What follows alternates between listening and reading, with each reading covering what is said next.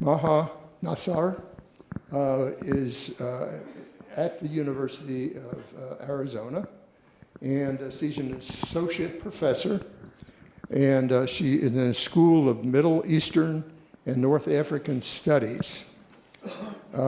She is a graduate of the University of Chicago. The courses she has here are Islam and Modern History. She's written a book, and it's called Brothers Apart, Palestinian Citizens of Israel in the Arab World. I think it's important for us as a group to stay informed as much as possible about all the different little communities within our community, our patchwork of different cultures and ethnic groups. I think are important that we know where they are, what they're trying to do, what problems they may have, and if anything we can do to alleviate these problems that we're having. And I think in today's world, especially here, we have some biases, if you haven't noticed, that are interfering with our way of living, I think, because it's us against them type of thing, and that's an unhealthy situation. So let's try to be us, not them versus us, okay? The American Muslims is embracing pluralism, dispelling stereotypes, and that's exactly what we're talking about. The latest research shows that the American Muslims are an integral part of our social fabric, and much like many Americans. Knowing how they fit into our society and political activities will help to dispel these stereotypes, and we need to make that effort ourselves here. I think that's about what we'll be talking about, and I think let's give a nice warm welcome to Maha Nassar.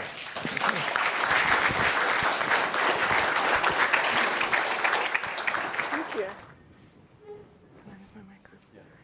All right, thank you, Diane and Jerry, and thank you all for coming out this Sunday morning. Sorry. So as was mentioned, I'm here today to talk to you about American Muslims embracing pluralism and dispelling stereotypes. And it's one of the things that I'm really interested in. So at the University of Chicago, I teach a lot of classes, mostly about the Middle East and the Islamic religion. But as an American Muslim myself, something that's been really fascinating to me sort of my whole life has been thinking about the place and the history of the presence of American Muslims here in the country. So a few months ago, I gave a talk up in Saddlebrook on the long history of Islam in America. And I'm not going to do that here tonight. What I wanted to do instead is talk more contemporaneously, talk about the state of American Muslims here in the country today. And I'm going to be doing so based on empirical evidence that we've been collecting, that social scientists and polling data that have been collected over the last couple of years. And what I'm really interested in showing you is giving you empirical data, giving you raw evidence about where Muslims fit into the American social fabric. So Jerry Karsh has mentioned that it should be an all of us together rather than an us versus them. And so I hope that this morning my presentation will help give some weight and some evidence behind that aspiration. So back in 2017, you may recall that in the wake of President Trump's declaration on severely limiting immigration from specific, primarily Muslim-majority countries, we saw a lot of protests erupt spontaneously at airports and other places around the country. They came to be known collectively as the No Muslim Ban protests back in 2017. So you had them in airports, outside of airports, and all over. And they were very well-meaning protests. They were designed to embrace the idea of pluralism in this country, with signs like this one here on the right, all religions are welcome here, and then no Muslim ban underneath it. But I have to admit, as a Muslim American who was born in Tucson, who grew up in Chicago, who went to graduate school and got my Ph.D. at the University of Chicago, and who had been living back in Tucson for the last 15 years, I was a bit uncomfortable. The reason I was uncomfortable was that implicit in these messages was that Muslims were somehow foreign, that they were new arrivals, that they were somehow other, and that as Americans we should be welcoming those Muslims into our country. But because I grew up particularly in Chicago, which has one of the largest American Muslim communities in the country, with estimates ranging of 100,000 or more, most of whom who were my age and younger, most of us were born here, I recognized that that was a false dichotomy, that Muslim Americans were as much already a part of the American society as were the other Americans who were protesting in the country. And so this discomfort sort of spurred me to think a little bit more about how do I bridge this gap? How do I help people understand that American Muslims are very much a part and have been a part of this country? So I've been giving presentations, and I have been for a while, on the long history of Islam in America, on the long history of Islam in America that predates Columbus. I've talked about the experiences of Muslim Americans, including enslaved Africans who converted to Islam in the early and mid-20th century. But what I wanted to do today is talk about the current situation a bit more. So who are the Muslim Americans?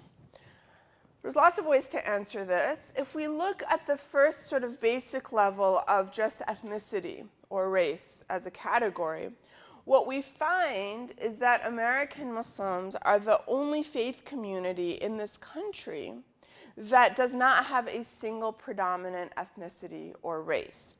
So about 25% of American Muslims are African American, are black Muslims, are black sort of Sunni Muslims. And I want to make sure that we understand the distinction between like the Nation of Islam, which is separate and not part of this group. So 25% black, 18% Asian, 24% white, 18% Arab, 5% Hispanic, and 7% mixed. So it's a very integrated Muslim community without a single dominant population. About half of today's American Muslims were born in this country, as I was, and about half were born outside of this country, as my parents were. Yet the overwhelming majority of American Muslims are, in fact, US citizens, about 86%. So even though we're a newer community overall than other groups in this country, we're not that new. We've been here a little while. Now, if we turn to the next question, how many Muslims are there in the US? We find that the number has been growing steadily over the years. Currently, the official number as of 2017 was 3.45 million. I think this number is a little bit low, but you can see that it's sort of in the mid-millions, I would say, sort of 4 to 5 million. Some estimate 6 to 7 million. One of the challenges of enumerating the number of American Muslims in this country is that religion isn't asked on the census, and it's usually not asked in other sorts of census or poll taking. So we don't have an exact number, and names don't always give it away. So my husband, who's been Muslim for the last 20 years, his name is Scott Lucas. That's not going to show up as a Muslim name on any kind of radar. So that's I would say, a conservative estimate of how many Muslims there are in the US. And they also live all throughout the country. So this is a map that shows sort of population density in different parts of the US.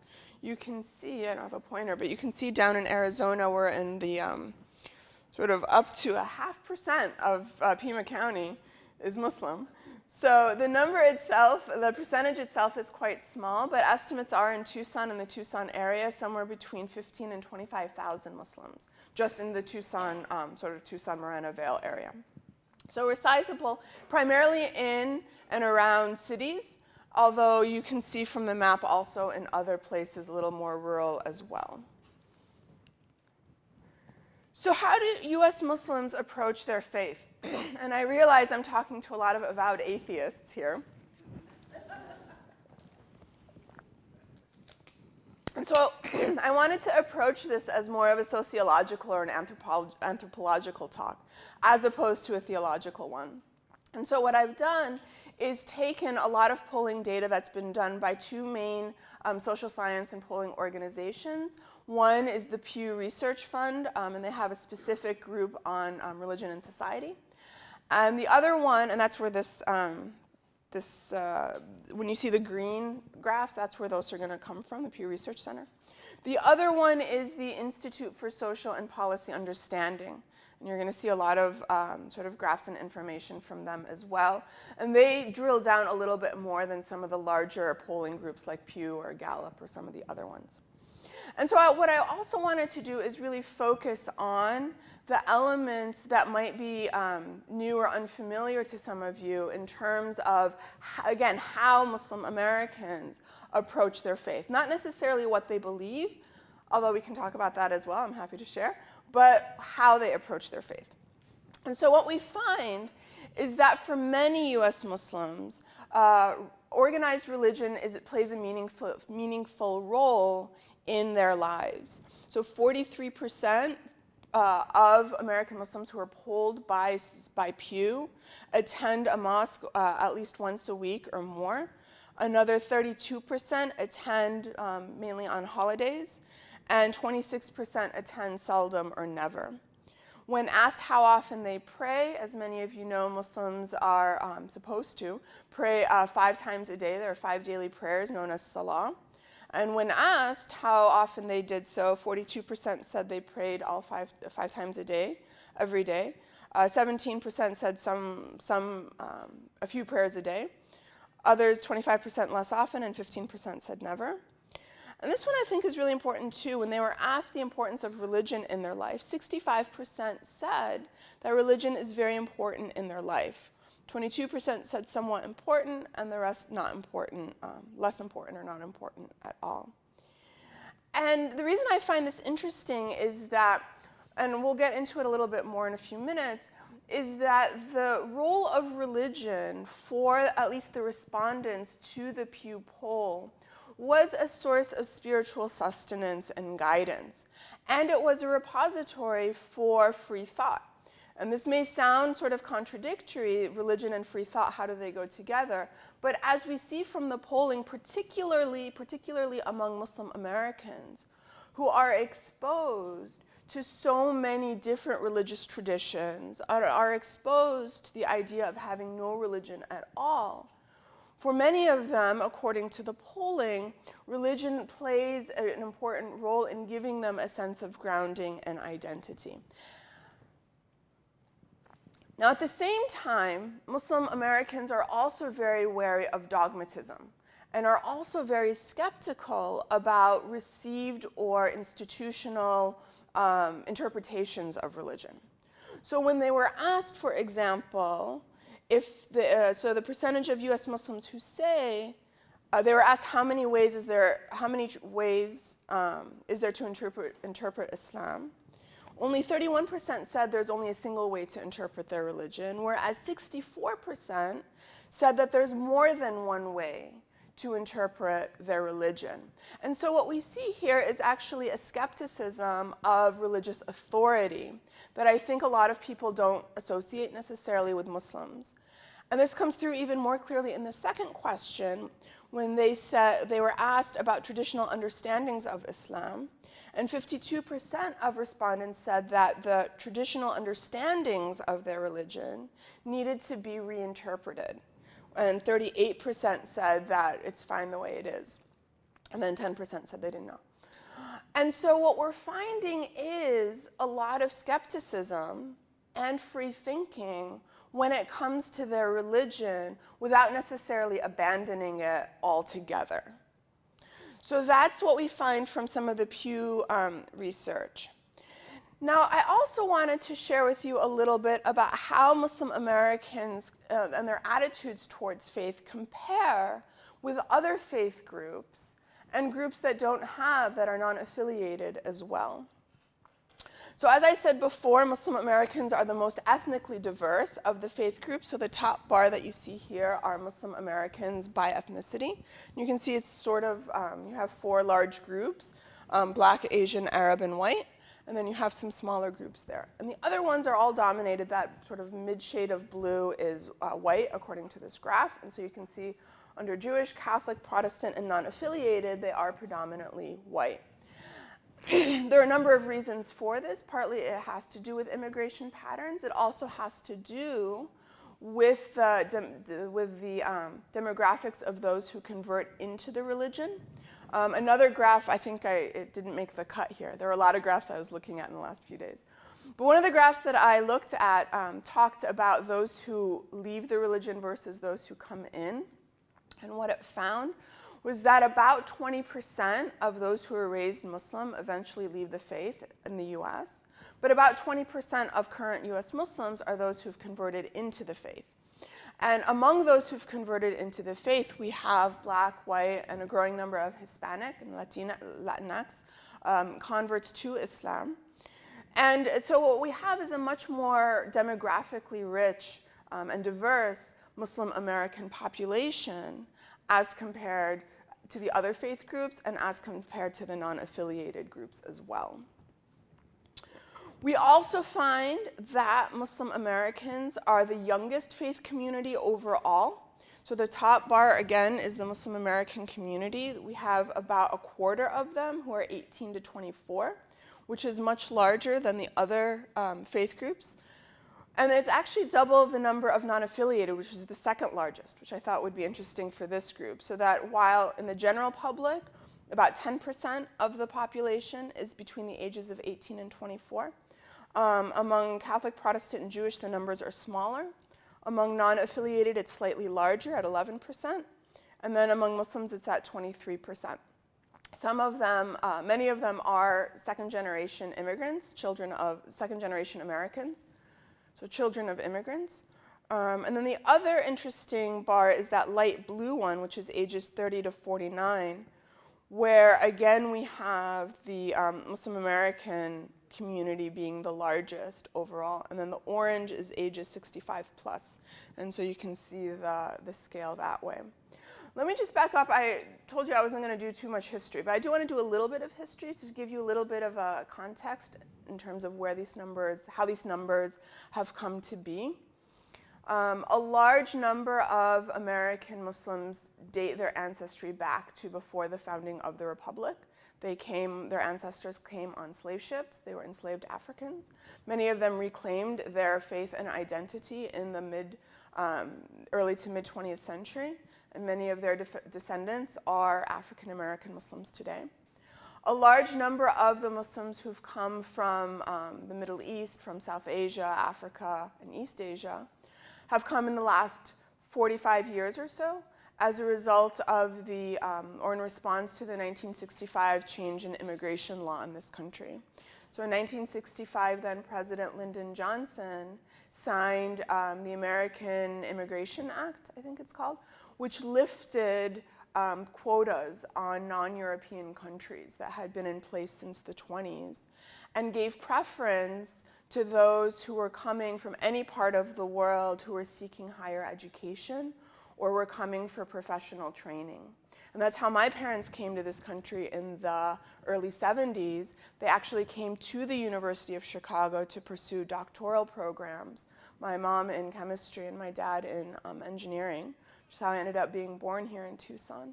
And that story, my family's story, is echoed in a lot of the other Muslim American immigrants who've come to this country. And so they've come on average with a higher educational level. Many of them come with a higher socioeconomic level than immigrants from other parts of the world or who have come in from previous generations. And so I'm part of that light blue category, as are my siblings. And then, but you can imagine, and I'm one of the older generation of the children of immigrants, because my parents came in the early 70s, kind of on the front end of that immigration wave. A lot of my friends, their parents came in the late 70s or 80s, some of whom themselves were born in another country, but came to the US when they were 2 or 5 or 7, and so for all intents and purposes grew up as American. So those are some of the reasons why we have the demographic distribution that we have.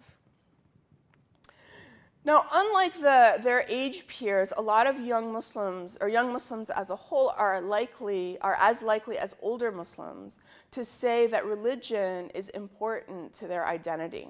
So what you see on the graph here are, again, the age breakdowns, 18 to 29 in the dark navy blue, 30 to 49 in the mid, and then 50 plus. So on your left are the Muslim responses to how important religion is as part of their identity. So 91, 90, 91. Whereas with the general public, you can see only 49% of 18 to 29-year-olds in the general public say that religion is important to their identity. And I'll have more to say about this in a little bit, but I would argue, just to kind of keep in the back of your mind, I would argue that part of it has to do with their identity as children of immigrants, or as grandchildren of immigrants in some cases, whereby they are, and the other sort of factor to it is the pull factor of their communities, but also the push factor of American society at large that often disregards them and makes them, sort of excludes them from the American general public, the idea of what it means to be an American, whether it's based on race or religion, etc. And we can talk more about this in a little bit. I'm giving you a lot of data. I figured you wouldn't mind data and empirics. But if you have questions, please feel free to, if you have like clarificatory questions, like if you're not sure what the graphs mean, feel free to ask. If you have larger questions about what all of this means and sort of the implications of it, I hope to talk a bit about it sort of in the tail end, but I also am happy to talk about it in the Q&A as well. All right. So also as compared to other religious groups, so we said that 42% of Muslims attend the mosque weekly or more. And it's about the same number as Catholics. About 40% of Catholics report the same. And it is lower than the Protestant response, which was at 51, but higher than the general public at 36. And so what we find, and the next series of slides will reflect this in other ways as well, is that religious service and religious attendance and being part of a religious community is important for Muslims, but not as important as it is for other groups, particularly some Protestant and evangelical groups as well. And when we compare their identity as members of their faith community, despite the rise of Islamophobia and hate speech that's been directed towards Muslims, we find that Muslims are proud of their faith community. The positive response is 86%, which is in keeping with that of most other faith groups. So 87% for Jewish respondents, 85% for Catholic, 83% for Protestant, 95% for white evangelical, as compared to 72% for the general public and 37% for the non-affiliated. And when you go, if you were to go into the methodology section a bit more, they explain that the non-affiliated is comprised of atheist, agnostic, and those who believe in a higher power but just don't necessarily belong to a specific religion. So all of it's sort of integrated into one there. Now this one I think is also important in terms of understanding why. So why is it that Muslims are proud of their faith? And for 85% of them, they respond that faith is a source of happiness in their lives. It's a source of contentment. It's a source of social belonging. But it's also a source of grounding. And here's where, and a source of succor, especially in times of need or in times of despair. And it's a source of contentment, I think, as well as happiness for a lot of Muslims. And instead of just going over the numbers, I want to give you just one example of what I mean. A friend of mine, an old friend of mine, she is a pediatric infections specialist in the Chicago area. So she's a physician, she's American Muslim. And as the one who sees children with very serious diseases, you can imagine she sees a lot of death as well. So she sees a lot of life, and at times she's able to save children's lives, but at times she's not. And she's the doctor who has to go and tell the parents that we've done everything we can, but we're not able to save your little one. And so she's written a bit about this in social media and elsewhere, about the fact that it is her faith, it's her faith in Islam and her faith in a higher power that gives her the ability to come into work every day, knowing that that day she may have to tell parents that their children have died or tell them that they've lived. Because it gives her a sense of, what's the word I'm looking for? Humility in the face of these life and death situations and conditions that she faces, so that when she's able to save a life, a child's life, she knows that it's not just her who's doing it in surgery or by diagnosing, what have you, but that it's part of a larger push around her. It's part of a larger change around her. And when a child's life is lost in the process, she also knows that there's a higher being and a higher power around her as well. And so when we talk about religion as being, or we talk about faith really, not religion, but we talk about faith as being a source of happiness, it's faith in knowing that there's a higher purpose to our lives and that there's a higher being around us. That's how Muslim Americans are interpreting, are responding to these questions, and why they, at 85%, would argue that faith is a source of happiness for them. Now, when we turn to sort of world affairs, we find that Muslims, Jews, and non-affiliated respondents were the most likely to reject individual attacks on civilians. And so when we think about terrorism and things like that, we find that Muslims and non-affiliated are actually both the highest at 80%, who say that it's never okay to attack civilians.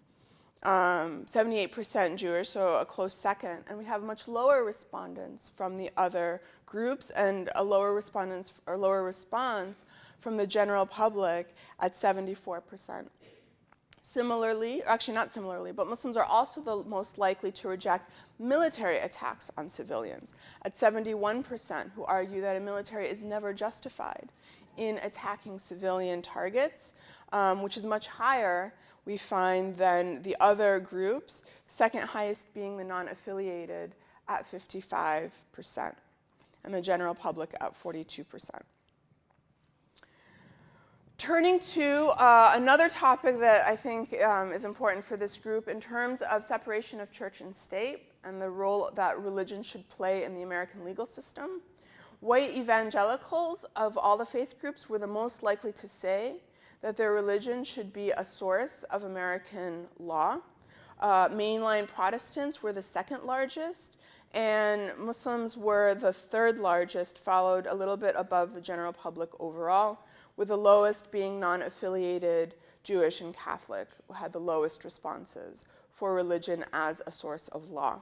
And we can talk more about that a little bit later on in terms of what that means. Now, so far what we have found is that Muslim American views, are by and large in keeping with those of other faith groups. They're usually in the middle, or maybe a little bit more to one end in terms of denouncing violence, for example. But we don't really find them as outliers as compared to other faith groups, and we don't even really find them as outliers as compared to the non-affiliated or the general public. Yet, Muslim Americans experience the most religious discrimination, at 61% reporting that they've had a personal experience with discrimination in the past year. because of their religion. The second highest being Jewish Americans at 48%, and much lower for the others.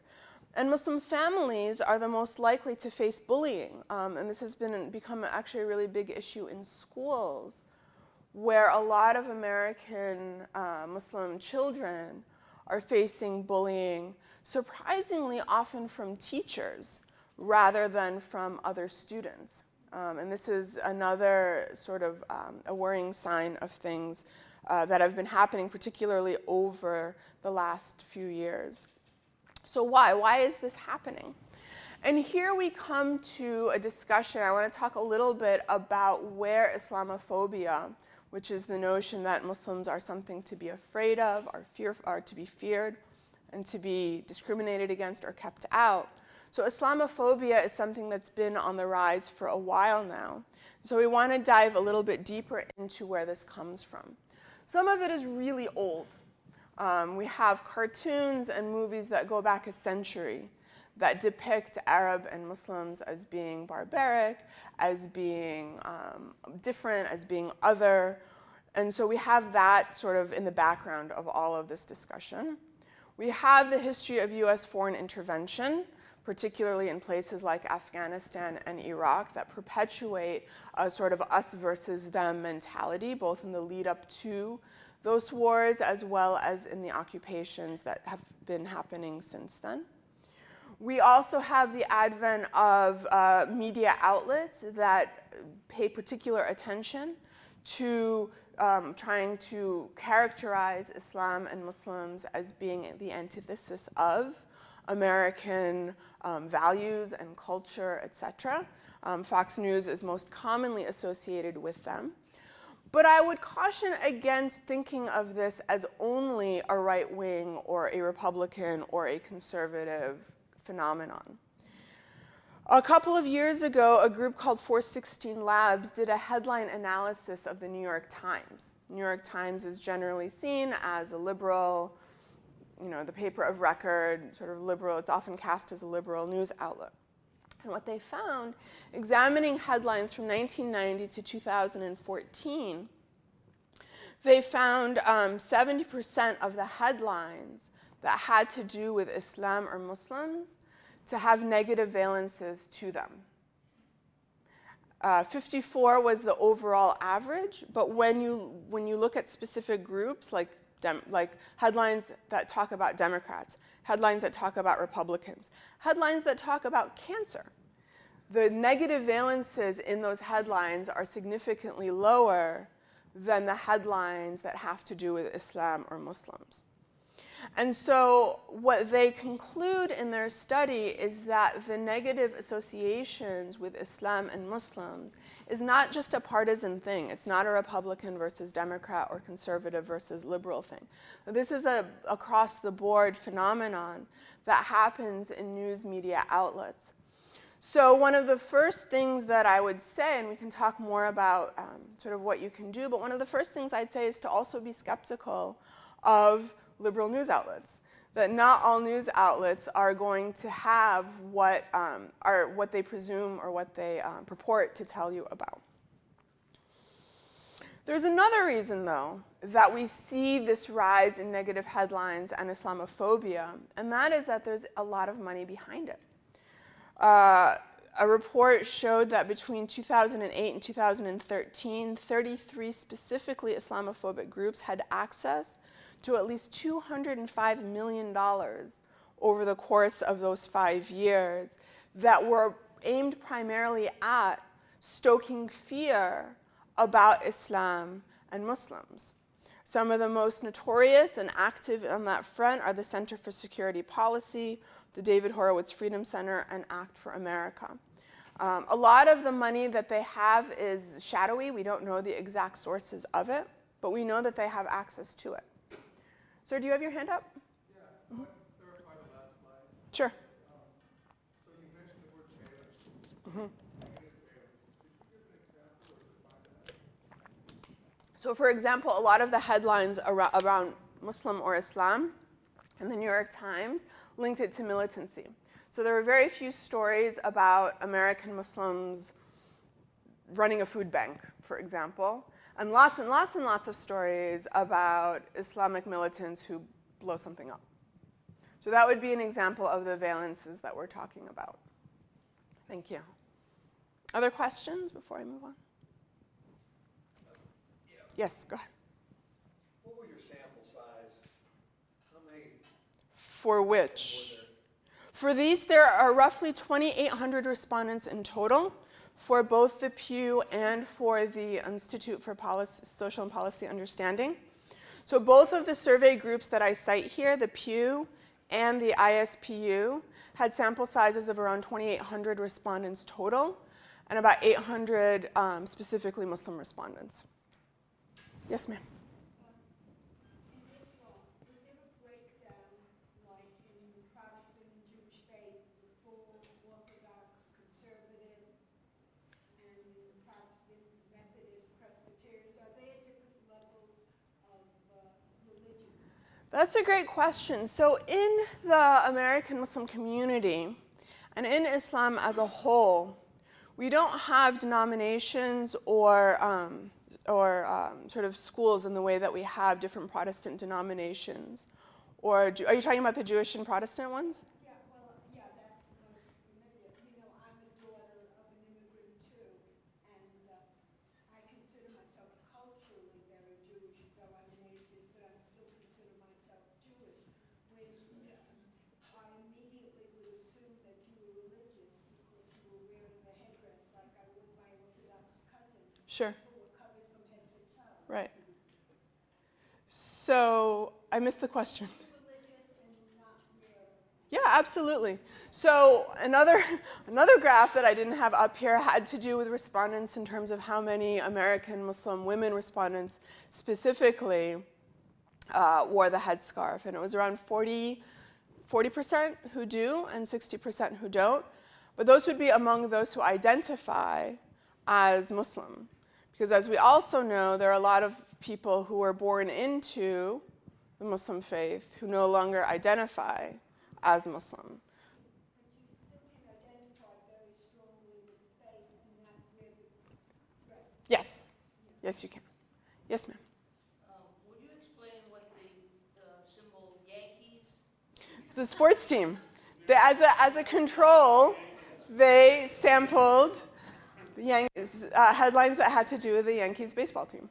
As a positive thing? As a positive or negative. So Yankees had generally very low negative headlines. That's the yellow line.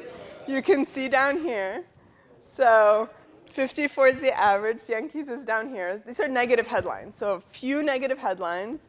So probably a lot of Yankees fans at the New York Times is what I'm guessing. Because I'm a Red Sox fan. Uh-oh. So we'd have to see the Boston Globe.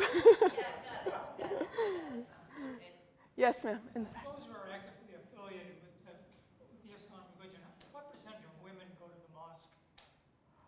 That's a good question. I don't remember seeing the specific. I don't remember seeing specific numbers in the data that I looked at. I can tell you anecdotally that it varies by mosque. That that there are some mosques that are more women-friendly, I would call them, than others that have more active programming. Here in Tucson, I'd say that the number of women is fairly sort of in the mid-range as compared to others. In Chicago, where I grew up, you had very, very, very active women's mosque attendance. What percentage? What percentage of women attend mosque on a weekly basis? As compared to the number of men? As compared to the number of men. In the Chicago area, it's about even. So I would actually say it's probably more than 40% for men and for women. I'd say here in Tucson, it's maybe a little bit lower. I think part of it also depends on access because of transportation and things like that. So the ICT, the one by the University of Arizona, which is right by here too, is on a bus line. And so it's easier for families to attend as a whole.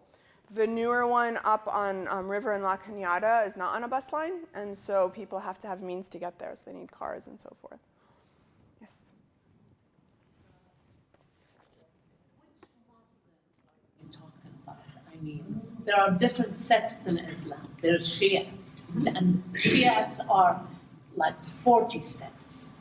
Sunnis, like almost the same.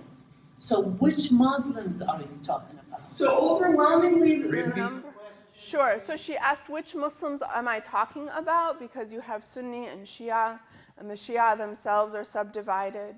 So the demographics of it are predominantly Sunni. So about 88% of the world's Muslims are Sunni, and about the same, about 88-85% of American Muslims also identify as Sunni.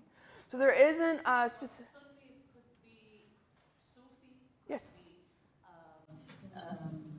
Muslim Brotherhood group, could be Salafi group, could be Wahhabi group. So also Sunnis, it's not specific.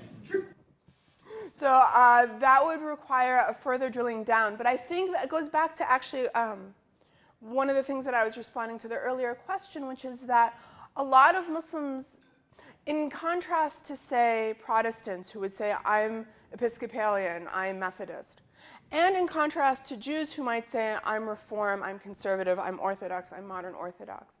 Sunnis don't necessarily, or Muslims in general and Sunnis in particular, have a much more fluid understanding of what type of Muslim they are. So we don't have Sufi mosques. A gentleman here asked the question, how many percentage of women attend mosques? I know some sects even forbid women to go to mosques. So in the U.S., we cannot hear questions. Sorry. So she said in response to the gentleman who asked, what percentage of women go to the mosque, and that there are some sects of Islam that don't even allow women to go to the mosques.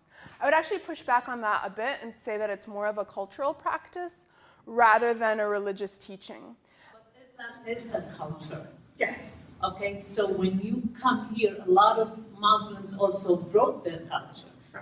You don't see any integration into the society with some. So actually, But I would say in particularly, I would say in general, but in particular, I would say in my own experiences in Tucson, in Chicago, in New York, in Massachusetts, in New Jersey, elsewhere I've been, one of the fascinating and unique features of American Islam in particular is that because immigrants are bringing their cultures to religious spaces, and oftentimes those cultures have informed them about different things as to what Islam means, they have to hash it out.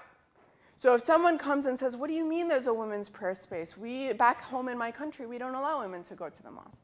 Someone else will come and say, well, that's crazy, because in my home country, women were at the mosque all the time. And so then they all have to go back and say, okay, is this a cultural teaching? Is this a religious teaching? Is there a foundational text or teaching that tells us, that says definitively one way or another? And then the people who advocate for women coming to the mosque will bring a saying of the Prophet Muhammad that says, do not forbid your women from going to the mosque. And we'll present it to the people who traditionally have not seen women in the mosque. And we'll say, you have no religious standing, you have no religious ground to stand on. You have different hadiths that say different things, so each one can say whatever. But what I meant is, there is no group or interlocutor to present Islam as Islam.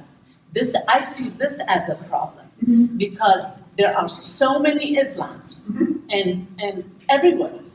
So that's the same in other faith groups. In the West, everywhere. Sure.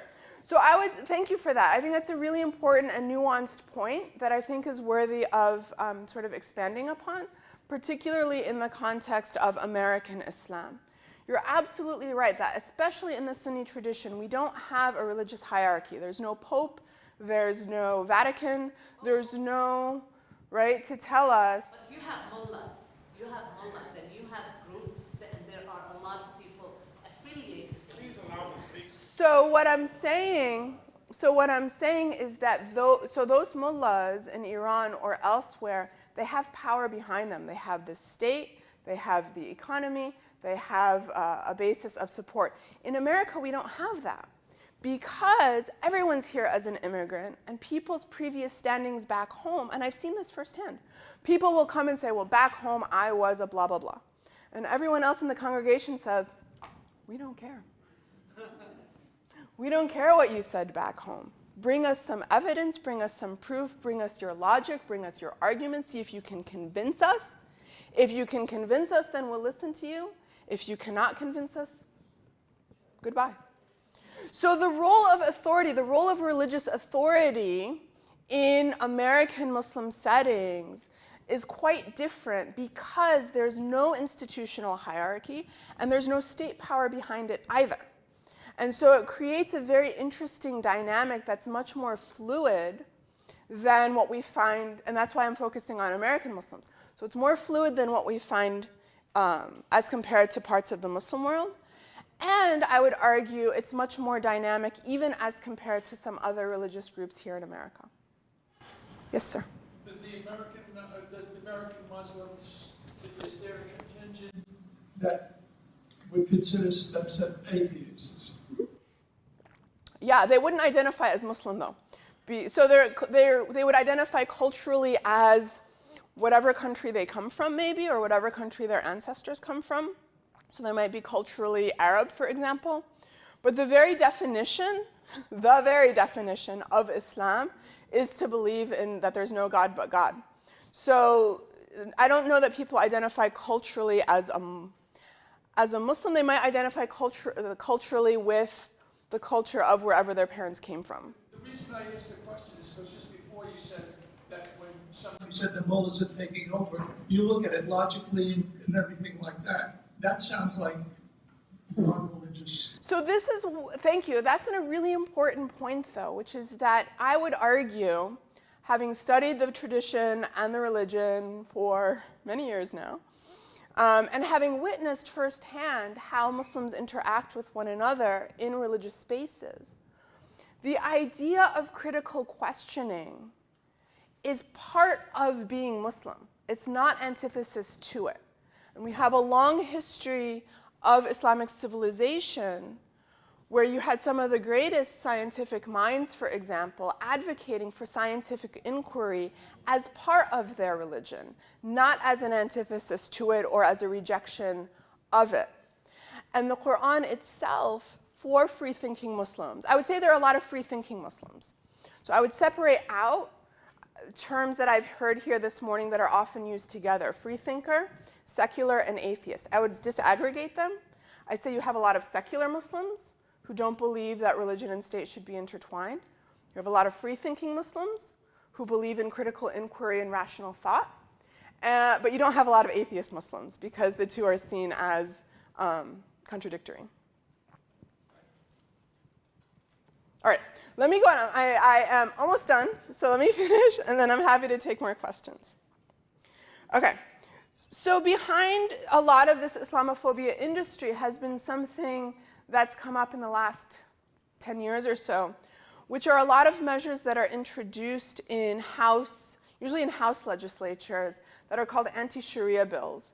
The idea behind it is that Muslims are somehow uniquely allergic to separation of church and state, and therefore we need to introduce these bills in order to sort of keep Muslim encroachment at bay. But what we've found, actually what the ISPU has found, is that restrictive legislation that starts out aiming at Muslims and anti-Sharia bills often morphs very quickly into other forms of restrictive legislation.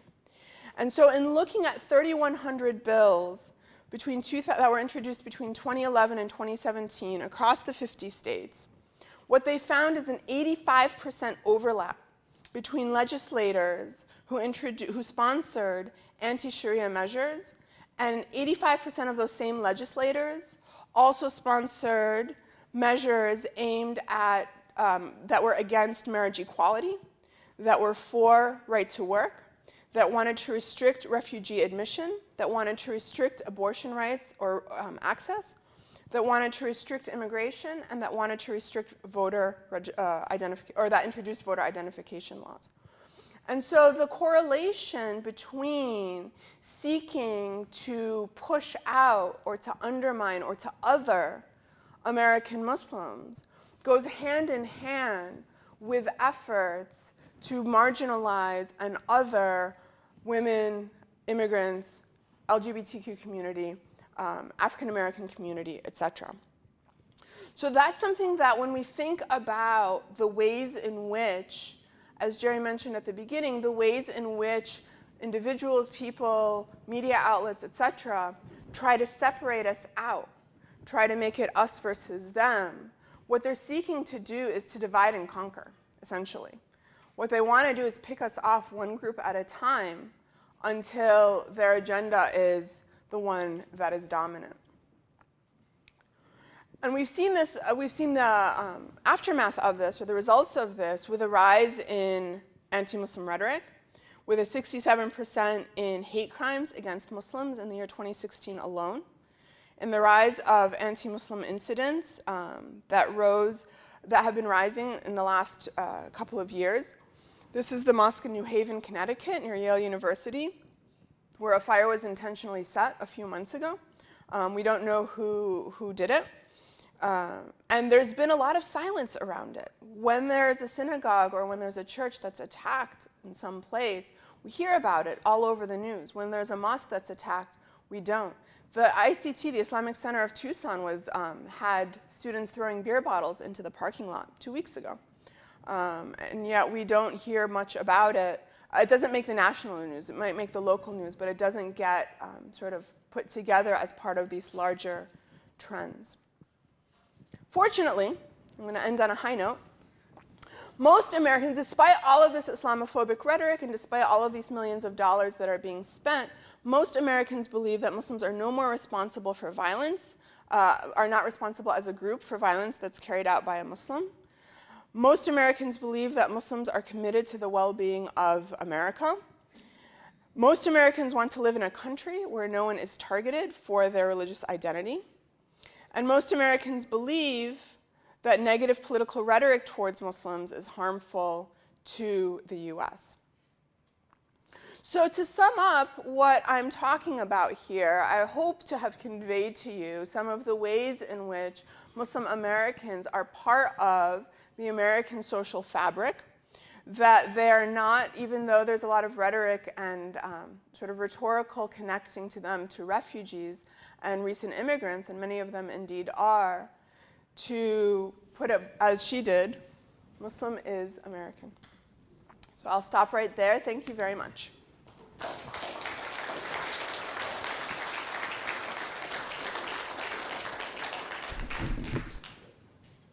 So I'm happy to take more questions. Thank you very much. Question? Come on. No, we need to have it The recorded. mic, I think, for the video. And If you have questions, please come to the... What's the American Muslim accommodation with the Nation of Islam? Are those Islam members incorporated in your sample size? No, so the Nation of Islam is really its own thing. They're not recognized by other Muslims as part of the Muslim community. They're really onto themselves, and they're incredibly small. So I've met lots of Muslims in my 44 years of life here in America. I've never met a member of the Nation of Islam. I asked my African American Muslim friends, have you ever met one of these people? They're like, nope, never have. So the Nation of Islam is really its own thing. They've appropriated a lot of the terminology of Islam, but they're quite small. They number in the high hundreds or maybe low thousands. And they're sort of their own thing. If they want to go on Hajj, will they be admitted to Mecca? That's up to the Saudi government. I don't have a say in that. I thought maybe you'd know. Okay. Yeah, I don't know. Have you been on Hajj? I have not. No, go ahead. You were ahead. Thank you for being here, Dr. Nassar. In the terrible suffering, killing in the Middle East, particularly in Syria and other places, I noticed in the statistics you presented there's a large number, most prominent population age-wise in the Muslim faith is the younger age groups. Is that correlated at all to this fact that in these countries right now the average age is so low?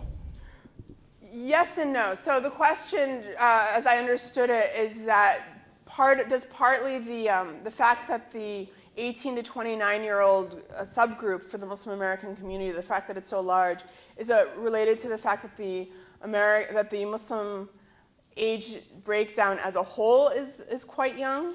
And that's partly the answer to that is yes. I don't think a lot of it has to do with immigration to this country, though, because despite all of the rhetoric around immigrants coming from, Syria or wherever, the numbers are actually quite low.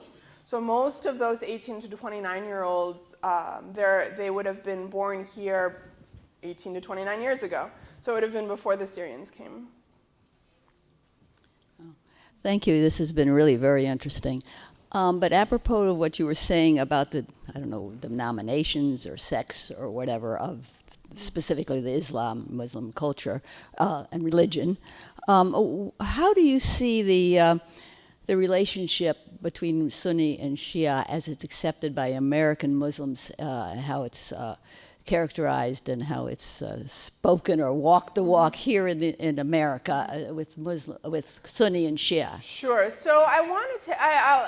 That's a great question. Thank you very much. I want to take a step back for a moment, though, and put it in a bit of historical context. So we've been hearing a lot over the since 2003, really, of hostility and enmity between the Sunni and the Shia, particularly in Iraq. When I was growing up in the 70s and 80s, it was never a thing. Like, I didn't even know if we were Sunni or Shia. I didn't know if my friends were. It wasn't something that was a source of identity, because we were all Muslim. So what I would say is that the Sunni-Shia divide that we hear about on the news is more a function of politics rather than religion. And it's the use of religion for what are ultimately political ends and power grabs. And so when you don't have those politics and you don't have groups trying to exploit Sunni-Shia identity, the default is that everyone gets along. So we have Shia members of the Muslim community in Tucson who pray at our mosques, who, Sunnis and Shia intermarry all the time. It's, yeah. Okay, thank you. You're welcome. Thank you very much for coming today. Mm-hmm. There was a big reaction to that slide about the negative headlines. I was wondering, I have two questions. The first one is, what's the significance of the name 416 Lab? That's the name of their group. I don't know why they named it that, though. But it covers all kinds of publications. They focused on the New York Times. So if you go to 416labs.org, I want to say, it's a media organization. It's a media watchdog organization. Okay, maybe it's 416 newspapers or something. Okay. The other question was, you mentioned early on in one of the slides that the percentage that believed that there was traditional understanding needs to be reinterpreted. Can you give an example of that? Of a traditional understanding that needs to be reinterpreted? Mm-hmm. This is not going to where I want to go. What would be a traditional? So the role of women in leadership in the mosque would be a good one. So notwithstanding all of the differences from all of the different countries, a lot of the earlier sort of immigrant generation of Muslims who came and founded a lot of the mosques in the, say, 80s, 70s, 80s, 90s, still had, many of them were of this vintage, and had pretty patriarchal views about the role that women can play in mosque leadership in particular. So they can come to the mosque, they can do their own little women thing, but the board, that kind of thing, that was going to be reserved for men. And that's been undergoing a lot of change over the last, I'd say, 2 decades or so, whereby there's been a lot of rethinking about the role of women in the mosque leadership, not just sort of doing their own thing, but as part of the administration of the mosque as a whole. So that would be one example of that. Thanks for your wonderful talk. Just a minor thing, Hispanic is not a race, it's an ethnic group. Thank you. And also the the graphic you had on earlier that I talked about or commented on, the 416 one. If war is heating up, there are going to be more stories about war. So it's going to look like negative news. What really should be looked at is how is the headline written, with what kind of words in it, like terrorist or nationalist or fedayeen or whatever, But I also want to talk about if 52% of Muslims feel that their faith should be re-examined, are they doing that? Is it being opposed by an authority structure or what? Can you tell us something about what's going on now? Sure. Thanks. So, thinking about the Hispanic, that's an important distinction to be made. In terms of 52% saying that their faith needed to be rethought, it varies. Because I said a few minutes ago that we don't have a universally recognized hierarchy of authority. It's a free marketplace of ideas, and people have to trade on or have to sort of advocate for their ideas based on the strength of their ideas and based on the ways in which those ideas accord with how other people view them.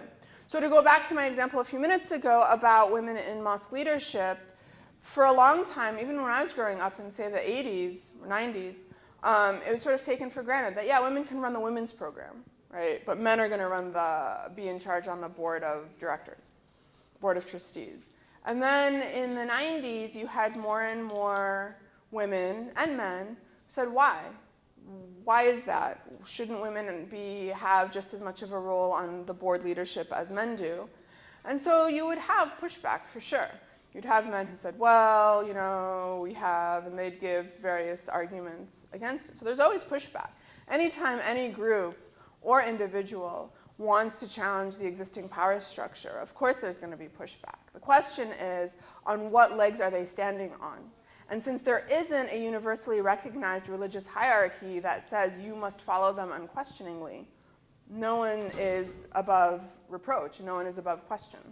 So what you see across the religious tradition or across the mosques across the country is that it varies, and it's very localized depending on the members of that particular mosque, depending on the demographics, things like that. So when I was an undergraduate, to give you another example, when I was an undergraduate in college, we had a Muslim Student Association, okay? And the president of the Muslim Student Association was graduating, going off to med school or what have you. And so we were going to be new elections for the officers. Student clubs typically have president, vice president, secretary, treasurer. And it was the male members of the Muslim Student Association who were like, Maha, you should be president of the Muslim Student Association. I was like, okay. So it wasn't something that we had to push and women against men and blah, blah, blah. It was the men who were like, and why aren't women leading the Friday prayer either? We should have something like that happening here. It was coming from the guys. It wasn't coming from the women who had to push against the patriarchy.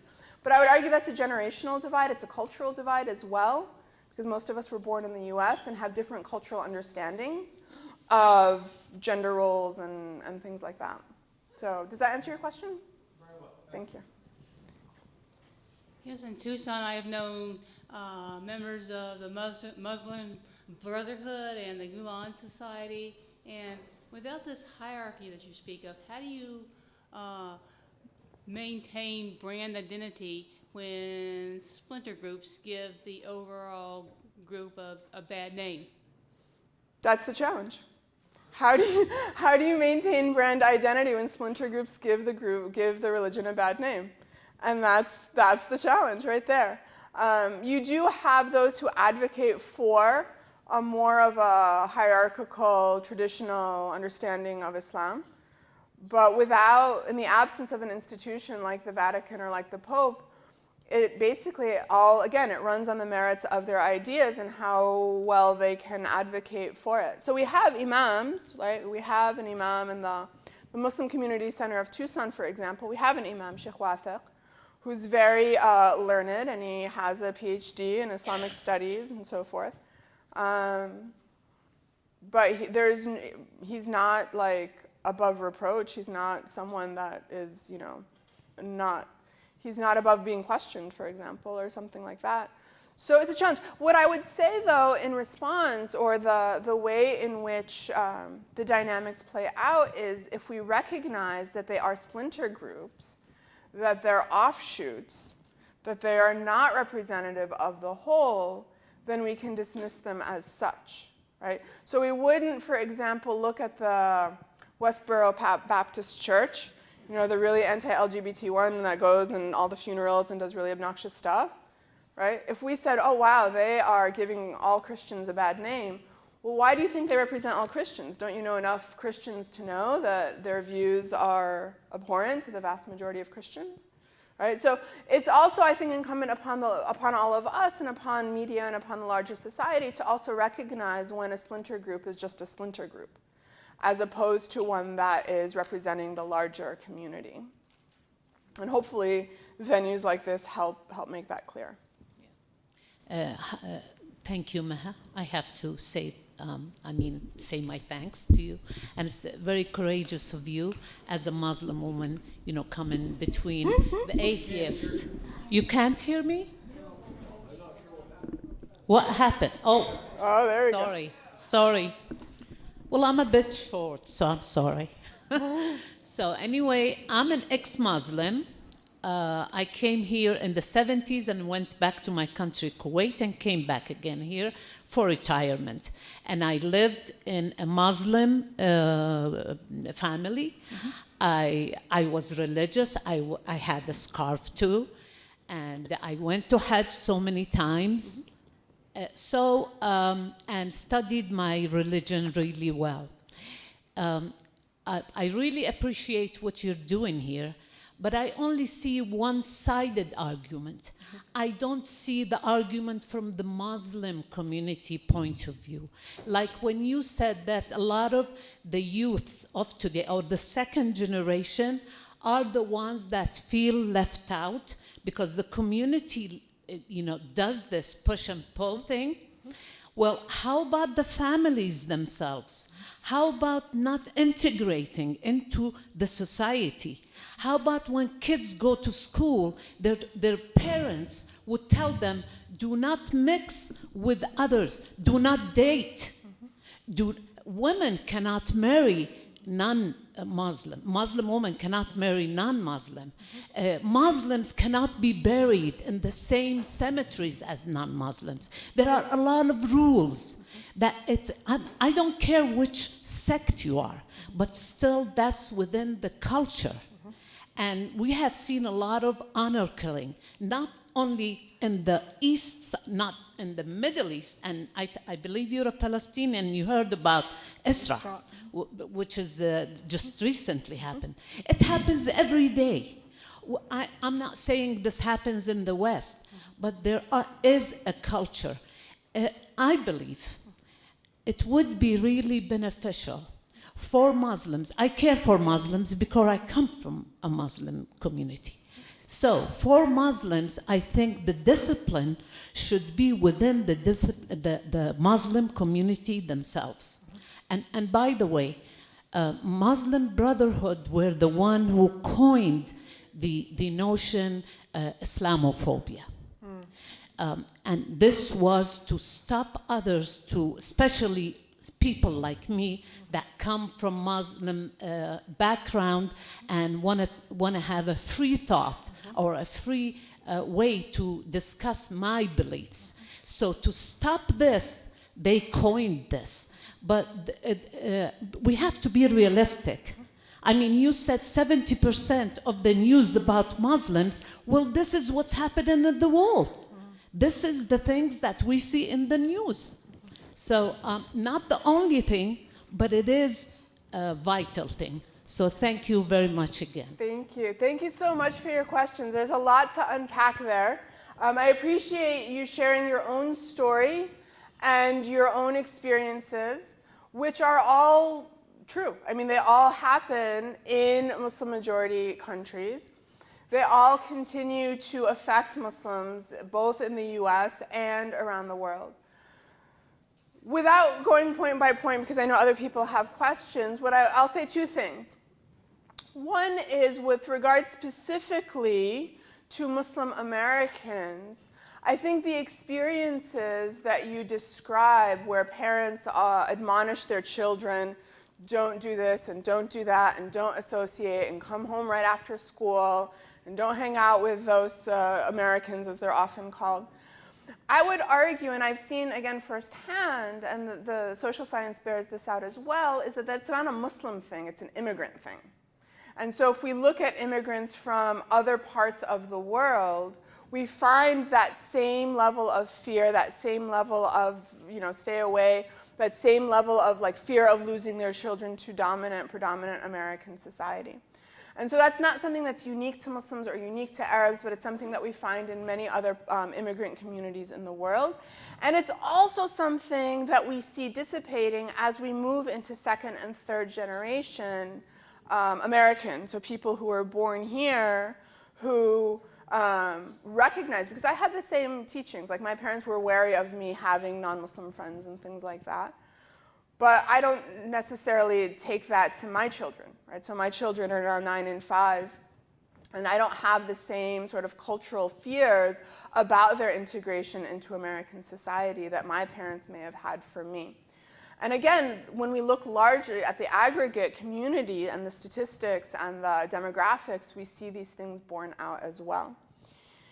The second thing I would say has to do with media coverage, and that while it's true that you do have things like honor killings, which are a problem in Muslim societies, I think there are two things that we have to keep in mind. One is that Islam is not what's causing honor killings.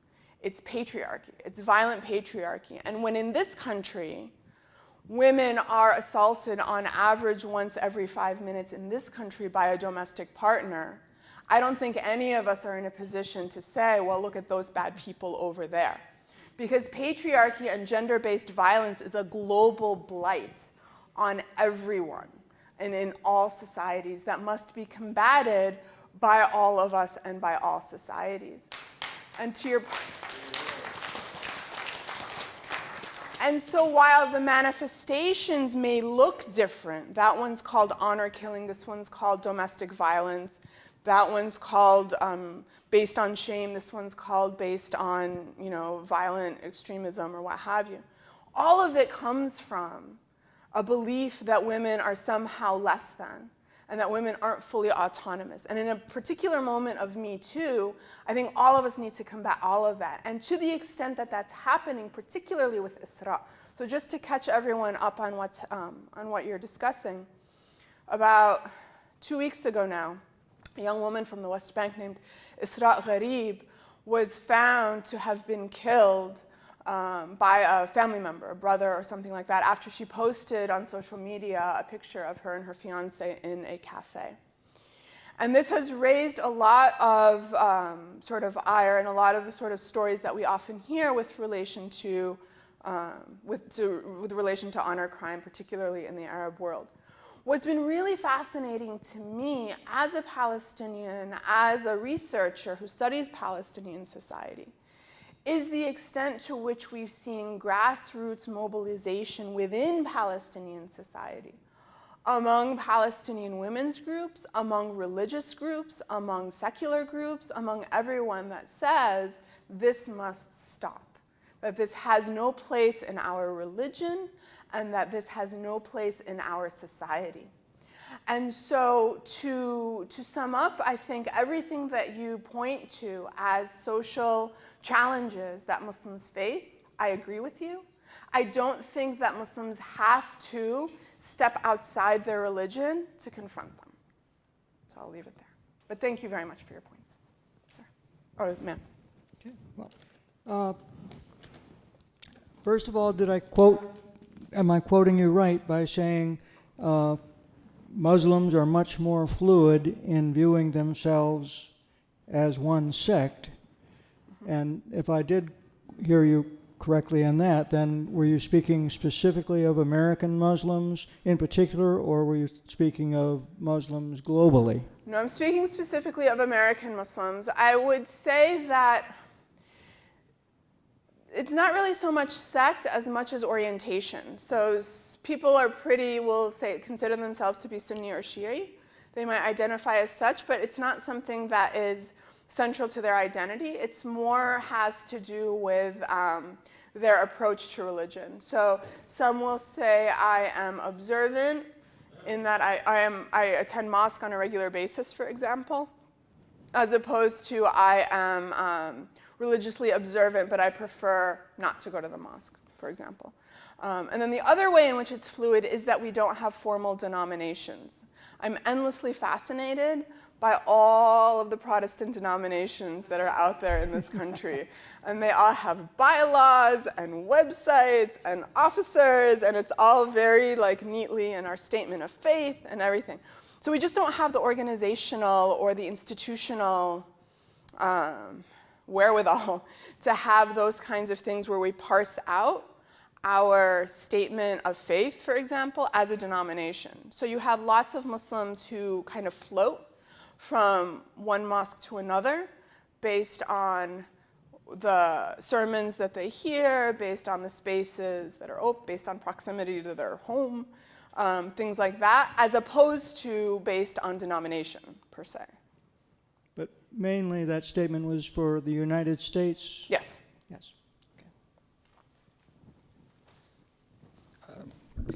Thanks. I'm just curious, being more of a politically interested person, if we have time, if you would comment on some of the recent controversies involving Representatives Tlaib and Omar being excluded from Israel, and also what you think of Representative Omar's response to a question about FGM and her taking offense at it, where she said, why do you always ask me? I'm opposed to FGM and honor killings, and I think it's Islamophobic, basically, to always address that question to a Muslim representative in the news. Also, if you have any opinions on Ayaan Hirsi Ali, who I've read is taking a bill to ALEC, which I know is the right-wing organization that writes model legislation. She wants to take, she wants them to write an anti-FGM bill. I don't really know what to think of that. It may be a good bill, but is ALEC the one to go to? Could that have any implications for the way it's written and how it would affect the Muslim community? And part three, I wonder if you have any knowledge or opinions of Sarah Hyder and ex-Muslims of North America. Thank you. Wow, that's a lot. Okay, so I'm going to start with the second part first around Ilhan Omar, Ayaan Hirsi Ali, and FGM. So FGM, just to make sure everyone's on the same page, FGM stands for female genital mutilation. It is a term that refers to female circumcision or removal of part of female genitalia. That's a practice that's found in the south of Egypt, Sudan, and the Horn of Africa, so Somalia, Ethiopia, etc. So I'm going to give you a personal, and then I'm going to give you the scholarly. So I had never heard of this growing up. This is not something that's done in my community, in my society. And when I first read about it, I was in college. I was reading a lot of feminist literature. And I read about this. I was horrified. I was like, oh, what is this? This must be an African tradition that is happening among the animists or among the other sort of traditional societies in Africa. That was my immediate kind of assumption. And then I learned that it's also practiced among Muslims in that geographic region as well, and I was horrified even further. And so then I asked friends of mine from Sudan, from Somalia, about it. And what they said is that, yes, it is something that happens in their societies. It goes way, way back, going back to this issue of culture and religion. It's a cultural practice that predated Islam, that was carried over, and it's practiced by Christians and Muslims and animists in that region, sort of northeastern Africa. What's fascinating to me has been to learn about all of the efforts that have been undertaken by Muslim scholars and by Muslim activists to eradicate FGM in those regions using Islamic arguments against it. Arguing to people who typically it's still practiced in very traditional societies, telling them, you may have been told by your elders that this is something that we do as part of our culture or our society, but it has no basis in religion, it has no religious standing, and that as a Muslim, as a good Muslim, you should cease this practice. Not just for the well-being of the girl, for her psychological and for her health well-being, but also as an act of religious, sort of properly following one's religion. So the ways in which Muslim scholars and activists are using Islamic arguments, Islamically or religiously, theologically and legally based arguments to try to eradicate FGM has been something that's been happening for the last 30 years at least. And they've come a long way, I have to say, in limiting or lowering the practice in those regions, particularly in urban areas, though it's still something that is harder to penetrate in the rural areas. So when you have someone like Ayaan Hirsi Ali, who herself was subjected to FGM as a young girl in Somalia, I can understand why she would want a bill to try to eradicate it eradicate its practice completely in the US. I haven't seen the bill itself, so I don't know how it is formulated. What I would be concerned about, and I think why Ayaan Hirsi Ali pushed back on that question so forcefully, is that if it is being framed as a barbaric Muslim practice that we in the West need to come and save these poor girls from their bad religion and bad culture and bad family, then it perpetuates a lot of the stereotypes that we've been talking about here today. So I'd want to see specifically how it's worded. In terms of Ayaan Hirsi Ali's own pushback, so for those of you who haven't seen the video, it kind of went viral. She was at a sort of town hall, and she was asked sort of like this by a member from the audience if she'd speak out against FGM. Her and Rashida Tlaib as the only two Muslim congresswomen in the House. And so Ayaan took offense to it, not because she's pro-FGM, but because she has been speaking out within her own community for a very long time on this topic. She's also been speaking out on a lot of other progressive issues and a lot of other feminist issues and pro-LGBT issues. And yet the fact that she's constantly associated with this one specific thing, and that it is framed as a specifically Islamic thing when it's actually a very regional cultural thing, is also something that she's pushing back against. And Rashida Tlaib has nothing to do with it. I mean, she doesn't come from that region. She's not, that's not something that happens in her community. So the only thing that's tying her to the issue of FGM is the fact that she's Muslim.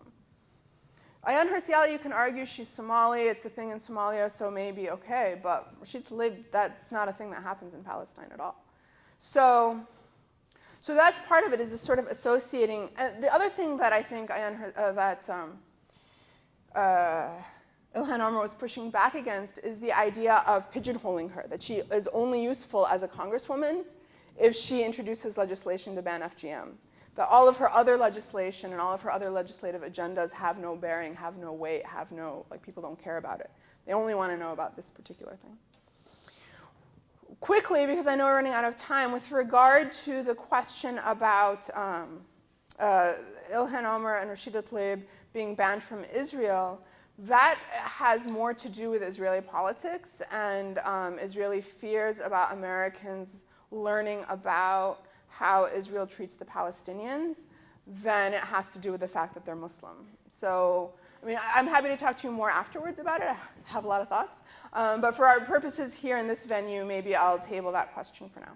In terms of the last one about the ex-Muslims of North America, sort of like with Ayaan Hirsi Ali and sort of like with the other ex-Muslims that I have encountered, many of them come from a place of deep pain. They grew up in communities, in societies in which Islam was used to beat them down in one way or another, to marginalize them, to disempower them, to tell them that they were less than. I'd put Irshad Menji in this category as well. And so they've turned away from all of it. Personally, I think many of them throw out the baby with the bathwater. That's my own personal opinion. I don't think that, but they're entitled to their views. One of the beautiful things about America is that I, as a practicing, believing Muslim, can stand in an auditorium full of avowed atheists and we can exchange our views. And I think that that's something that, particularly in America, is really a wonderful thing. So as long as they're not trying to shove down their views down my throat, I won't shove down my views down theirs.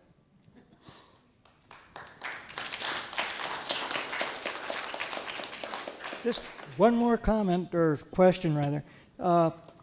I noticed that one of the beginning slides, pride, was listed as one of the biggest things, and it was the evangelicals that was the highest of the bunch, but all of them, everyone was in the 94%. It's probably the secular group here.